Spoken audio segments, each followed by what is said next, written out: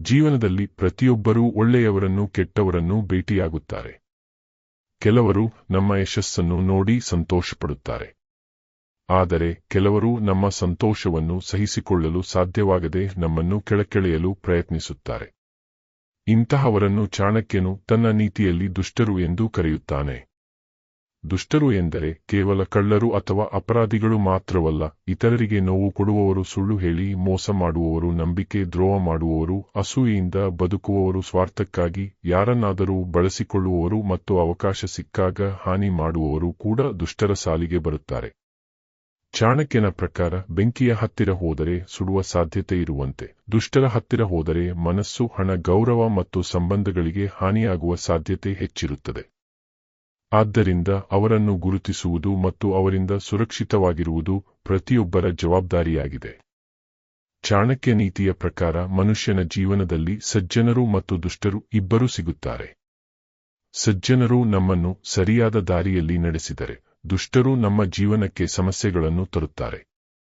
ಆದ್ದರಿಂದ ದುಷ್ಟರನ್ನು ಗುರುತಿಸುವುದು ಮತ್ತು ಅವರೊಂದಿಗೆ ಹೇಗೆ ವ್ಯವಹರಿಸಬೇಕು ಎಂಬುದನ್ನು ತಿಳಿದುಕೊಳ್ಳುವುದು ಬಹಳ ಮುಖ್ಯ. ಚಾಣಕ್ಯರ ಪ್ರಕಾರ ಇತರರಿಗೆ ಹಾನಿ ಮಾಡುವುದರಲ್ಲಿ ಸಂತೋಷಪಡುವವರು, ಸುಳ್ಳು ಹೇಳುವವರು, ಸ್ವಾರ್ಥಕ್ಕಾಗಿ ಯಾರನ್ನಾದರೂ ಬಳಸಿಕೊಳ್ಳುವವರು ಮತ್ತು ನಂಬಿಕೆಗೆ ದ್ರೋಹ ಮಾಡುವವರು ದುಷ್ಟರು. ಇಂತಹ ಜನರು ಹೊರಗೆ ತುಂಬಾ ಸಿಹಿಯಾಗಿ ಮಾತನಾಡಬಹುದು, ಆದರೆ ಒಳಗೆ ಬೇರೆ ಉದ್ದೇಶಗಳನ್ನು ಇಟ್ಟುಕೊಂಡಿರುತ್ತಾರೆ. ಅವರ ಮಾತು ಮತ್ತು ಕೆಲಸಗಳಲ್ಲಿ ಹೊಂದಾಣಿಕೆ ಇರುವುದಿಲ್ಲ. ನಮ್ಮ ಜೀವನದಲ್ಲಿ ಕೆಲವರು ತುಂಬಾ ಸಿಹಿಯಾಗಿ ಮಾತನಾಡುತ್ತಾರೆ, ಆದರೆ ಅವರ ಮನಸ್ಸಿನಲ್ಲಿ ಬೇರೆ ಉದ್ದೇಶ ಇರುತ್ತದೆ. ಅವರು ಸ್ನೇಹದ ಹೆಸರಿನಲ್ಲಿ ಹತ್ತಿರ ಬರುತ್ತಾರೆ, ನಮ್ಮ ದುರ್ಬಲತೆಗಳನ್ನು ತಿಳಿದುಕೊಳ್ಳುತ್ತಾರೆ, ನಂತರ ಅದನ್ನೇ ನಮ್ಮ ವಿರುದ್ಧ ಬಳಸಿಕೊಳ್ಳುತ್ತಾರೆ. ಚಾಣಕ್ಯನು ಇಂತಹ ವ್ಯಕ್ತಿಗಳ ಬಗ್ಗೆ ಎಚ್ಚರಿಕೆಯಿಂದ ಇರಲು ಹೇಳುತ್ತಾನೆ. ದುಷ್ಟ ವ್ಯಕ್ತಿಯ ಮೊದಲ ಲಕ್ಷಣ ಎಂದರೆ ಅವನಿಗೆ ಇತರರ ಯಶಸ್ಸು ಸಹಿಸುವುದಿಲ್ಲ. ನೀವು ಬೆಳೆಯುತ್ತಿದ್ದರೆ ಅವನು ಅಭಿನಂದಿಸುವ ಬದಲು ನಿಮ್ಮ ತಪ್ಪುಗಳನ್ನು ಹುಡುಕುತ್ತಾನೆ. ನಿಮ್ಮ ಆತ್ಮವಿಶ್ವಾಸವನ್ನು ಕುಗ್ಗಿಸಲು ಪ್ರಯತ್ನಿಸುತ್ತಾನೆ. ನಿಮ್ಮ ಕನಸುಗಳನ್ನು ಹಾಸ್ಯ ಮಾಡುತ್ತಾನೆ. ಇಂತಹವರಿಂದ ದೂರವಿರುವುದೇ ಉತ್ತಮ. ಎರಡನೇ ಲಕ್ಷಣ ಸುಳ್ಳು. ಸಣ್ಣ ವಿಷಯದಲ್ಲಿಯೂ ಸುಳ್ಳು ಹೇಳುವ ವ್ಯಕ್ತಿ ದೊಡ್ಡ ವಿಷಯದಲ್ಲಿಯೂ ನಂಬಿಕೆಗೆ ಅರ್ಹನಾಗುವುದಿಲ್ಲ. ಒಂದು ಸುಳ್ಳನ್ನು ಮುಚ್ಚಲು ಇನ್ನೊಂದು ಸುಳ್ಳು ಹೇಳಬೇಕಾಗುತ್ತದೆ. ಕೊನೆಗೆ ಅವನು ತನ್ನದೇ ಬಲೆಗೆ ಸಿಲುಕುತ್ತಾನೆ.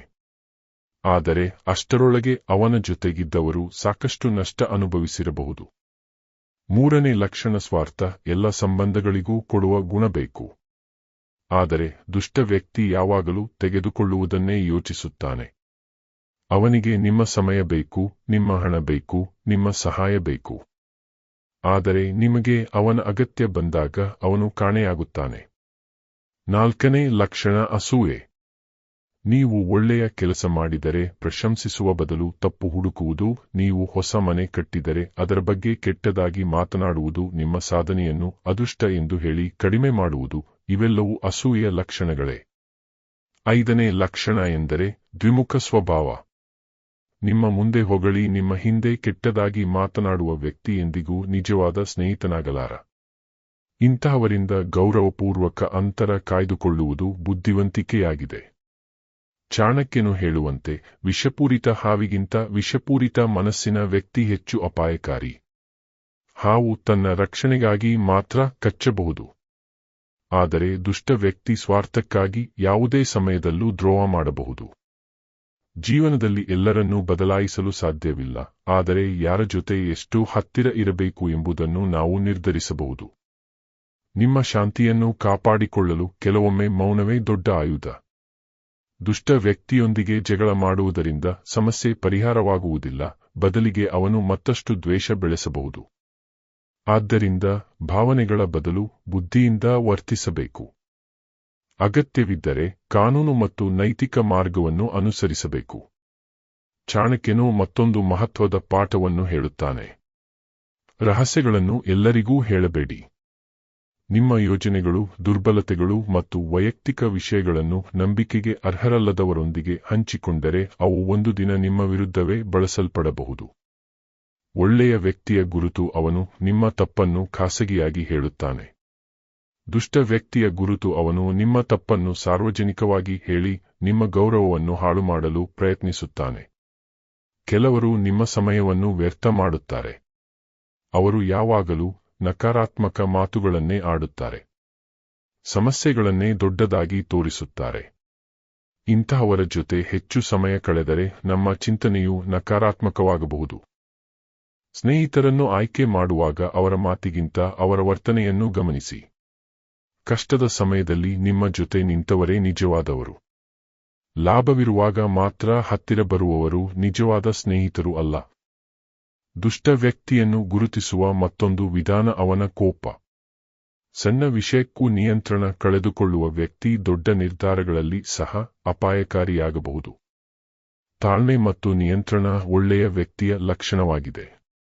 ಯಾವಾಗಲೂ ಇತರ ಬಗ್ಗೆ ಕೆಟ್ಟದಾಗಿ ಮಾತನಾಡುವ ವ್ಯಕ್ತಿ ಒಂದು ದಿನ ನಿಮ್ಮ ಬಗ್ಗೆಯೂ ಅದೇ ರೀತಿ ಮಾತನಾಡುವ ಸಾಧ್ಯತೆ ಇರುತ್ತದೆ. ಆದ್ದರಿಂದ ಗಾಸಿಪ್ ಮಾಡುವವರಿಂದ ದೂರವಿರಿ. ಚಾಣಕ್ಯನ ಪ್ರಕಾರ ಜ್ಞಾನವು ದೊಡ್ಡ ರಕ್ಷಣೆ. ಹೆಚ್ಚು ತಿಳಿದಿರುವ ವ್ಯಕ್ತಿಯನ್ನು ಮೋಸಗೊಳಿಸುವುದು ಕಷ್ಟ, ಆದ್ದರಿಂದ ಪ್ರತಿದಿನ ಹೊಸದನ್ನು ಕಲಿಯಿರಿ. ನಿಮ್ಮ ಅರಿವು ಹೆಚ್ಚಾದಂತೆ ತಪ್ಪು ಜನರನ್ನು ಗುರುತಿಸುವ ಸಾಮರ್ಥ್ಯವೂ ಹೆಚ್ಚುತ್ತದೆ.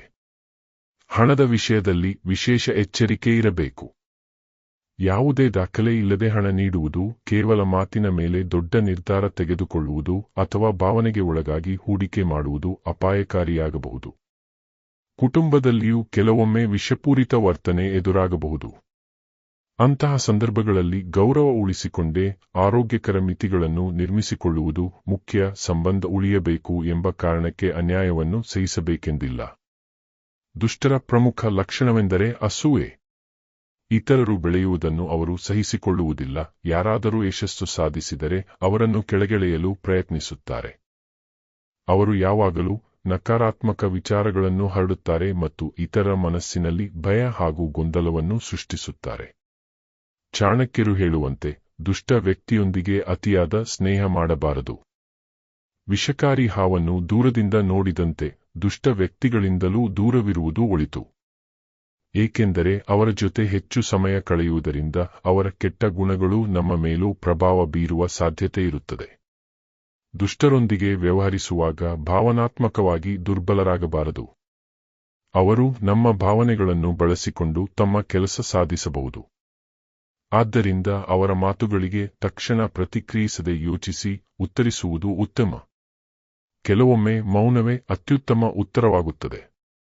ಕಾರ್ಯಸ್ಥಳದಲ್ಲಿ ನಿಮ್ಮ ಪರಿಶ್ರಮವನ್ನು ತಮ್ಮದಾಗಿ ತೋರಿಸಿಕೊಳ್ಳುವವರು ಅಥವಾ ನಿಮ್ಮ ಸಾಧನೆಯನ್ನು ಕಡಿಮೆ ಮಾಡಲು ಯತ್ನಿಸುವವರು ಇರಬಹುದು.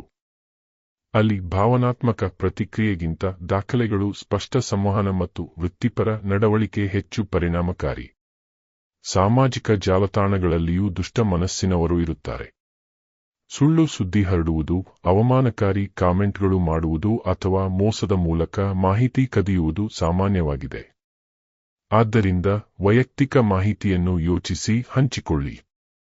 ಚಾಣಕ್ಯನು ಹೇಳುವಂತೆ, ನಿಮ್ಮ ಸಮಯವೇ ನಿಮ್ಮ ದೊಡ್ಡ ಸಂಪತ್ತು. ಅದನ್ನು ತಪ್ಪು ಜನರ ಹಿಂದೆ ವ್ಯರ್ಥ ಮಾಡಿದರೆ ಜೀವನದ ಅಮೂಲ್ಯ ಅವಕಾಶಗಳನ್ನು ಕಳೆದುಕೊಳ್ಳುತ್ತೀರಿ. ಆದ್ದರಿಂದ ನಿಮ್ಮ ಗುರಿ, ಕುಟುಂಬ ಮತ್ತು ಆರೋಗ್ಯಕ್ಕೆ ಆದ್ಯತೆ ನೀಡಿ. ಕ್ಷಮೆ ಒಂದು ಮಹಾನ್ ಗುಣ. ಆದರೆ ಕ್ಷಮೆ ಎಂದರೆ ಮತ್ತೆ ಮತ್ತೆ ಮೋಸವಾಗಲು ಅವಕಾಶ ಕೊಡುವುದಲ್ಲ. ಅನುಭವದಿಂದ ಪಾಠ ಕಲಿಯುವುದು ಮತ್ತು ಭವಿಷ್ಯದಲ್ಲಿ ಜಾಗರೂಕರಾಗುವುದು ನಿಜವಾದ ಬುದ್ಧಿವಂತಿಕೆ. ಒಳ್ಳೆಯ ಸಂಗಡಿಗರು ನಮ್ಮ ಜೀವನವನ್ನು ಎತ್ತರಕ್ಕೆ ಕೊಂಡೊಯ್ಯುತ್ತಾರೆ. ಕೆಟ್ಟ ಸಂಗಡಿಗರು ನಿಧಾನವಾಗಿ ನಮ್ಮ ಮೌಲ್ಯಗಳನ್ನು ಕುಗ್ಗಿಸುತ್ತಾರೆ. ಆದ್ದರಿಂದ ಸ್ನೇಹಿತರು ಮತ್ತು ಸಹವಾಸವನ್ನು ಎಚ್ಚರಿಕೆಯಿಂದ ಆಯ್ಕೆ ಮಾಡಿ. ಚಾಣಕ್ಯ ನೀತಿ ಮತ್ತೊಂದು ಮಹತ್ವದ ಪಾಠವನ್ನು ಹೇಳುತ್ತದೆ. ಅದು ಏನೆಂದರೆ, ದುಷ್ಟರನ್ನು ಬದಲಾಯಿಸಲು ಪ್ರಯತ್ನಿಸುವುದಕ್ಕಿಂತ ನಮ್ಮನ್ನು ನಾವು ರಕ್ಷಿಸಿಕೊಳ್ಳುವುದು ಮುಖ್ಯ. ಯಾಕೆಂದರೆ ಕೆಲವು ಜನರ ಸ್ವಭಾವವನ್ನು ಬದಲಾಯಿಸುವುದು ಬಹಳ ಕಷ್ಟ. ಆದ್ದರಿಂದ ಅವರಿಂದ ದೂರವಿದ್ದು ನಮ್ಮ ಗುರಿಗಳ ಮೇಲೆ ಗಮನಹರಿಸುವುದು ಜಾಣತನ. ಜೀವನದಲ್ಲಿ ಯಶಸ್ಸು ಪಡೆಯಬೇಕಾದರೆ ಒಳ್ಳೆಯ ಜನರ ಸಂಗತಿಯನ್ನು ಬೆಳೆಸಿಕೊಳ್ಳಬೇಕು. ಸಜ್ಜನರ ಜೊತೆಗಿನ ಸ್ನೇಹ ನಮ್ಮ ವ್ಯಕ್ತಿತ್ವವನ್ನು ಉತ್ತಮಗೊಳಿಸುತ್ತದೆ. ದುಷ್ಟರ ಸಂಗತಿ ನಮ್ಮ ಶಾಂತಿ, ಸಂತೋಷ ಮತ್ತು ಪ್ರಗತಿಯನ್ನು ಹಾಳು ಮಾಡಬಹುದು. ಪ್ರಾಮಾಣಿಕತೆ, ತಾಳ್ಮೆ, ಆತ್ಮವಿಶ್ವಾಸ ಮತ್ತು ಜ್ಞಾನ, ಈ 4 ಗುಣಗಳು ದುಷ್ಟರ ವಿರುದ್ಧದ ಅತ್ಯುತ್ತಮ ಕವಚಗಳಾಗಿವೆ. ಯಾರೇ ಏನೇ ಮಾಡಿದರೂ ನಿಮ್ಮ ಮೌಲ್ಯಗಳನ್ನು ಬಿಡಬೇಡಿ. ಚಾಣಕ್ಯನ ನೀತಿಯ ಮುಖ್ಯ ಸಂದೇಶವೇನೆಂದರೆ, ದುಷ್ಟರನ್ನು ಸೋಲಿಸುವುದಕ್ಕಿಂತ ಅವರಿಂದ ದೂರವಿದ್ದು ನಿಮ್ಮ ಜೀವನವನ್ನು ಉತ್ತಮಗೊಳಿಸುವುದು ದೊಡ್ಡ ಗೆಲುವು. ನಿಮ್ಮ ಯಶಸ್ಸೇ ಅವರಿಗೆ ಅತ್ಯುತ್ತಮ ಉತ್ತರ. ಆದ್ದರಿಂದ ಯಾವಾಗಲೂ ಎಚ್ಚರಿಕೆಯಿಂದಿರಿ, ಆದರೆ ಅನುಮಾನದಲ್ಲೇ ಬದುಕಬೇಡಿ. ಒಳ್ಳೆಯವರನ್ನು ಗೌರವಿಸಿ, ಕೆಟ್ಟವರಿಂದ ಕಲಿಯಿರಿ, ಆದರೆ ಅವರ ಸ್ವಭಾವವನ್ನು ನಿಮ್ಮೊಳಗೆ ಬರಲು ಬಿಡಬೇಡಿ. ನಿಮ್ಮ ಗುರಿಯ ಮೇಲೆ ಗಮನ ಇಟ್ಟು ಸತ್ಯ ಮತ್ತು ಧರ್ಮದ ಮಾರ್ಗದಲ್ಲಿ ನಡೆಯುತ್ತಾ ಹೋದರೆ ಯಾವುದೇ ದುಷ್ಟ ಶಕ್ತಿ ನಿಮ್ಮ ಪ್ರಗತಿಯನ್ನು ಶಾಶ್ವತವಾಗಿ ತಡೆಯಲು ಸಾಧ್ಯವಿಲ್ಲ. ಕೊನೆಯಲ್ಲಿ ಚಾಣಕ್ಯರ ಸಂದೇಶ ಸ್ಪಷ್ಟವಾಗಿದೆ. ದುಷ್ಟರನ್ನು ದ್ವೇಷಿಸುವ ಅಗತ್ಯವಿಲ್ಲ, ಆದರೆ ಅವರನ್ನು ಗುರುತಿಸಿ ಜಾಗರೂಕರಾಗಿರಬೇಕು. ಬುದ್ಧಿವಂತಿಕೆಯೊಂದಿಗೆ ನಡೆದುಕೊಂಡರೆ ಯಾರೂ ನಮ್ಮನ್ನು ಮೋಸಗೊಳಿಸಲು ಸಾಧ್ಯವಿಲ್ಲ. ಒಳ್ಳೆಯ ಚಿಂತನೆ, ಸರಿಯಾದ ನಿರ್ಧಾರ ಮತ್ತು ಉತ್ತಮ ಸಂಗತಿಯೇ ಯಶಸ್ವಿ ಹಾಗೂ ಸಂತೋಷದ ಜೀವನದ ರಹಸ್ಯವಾಗಿದೆ.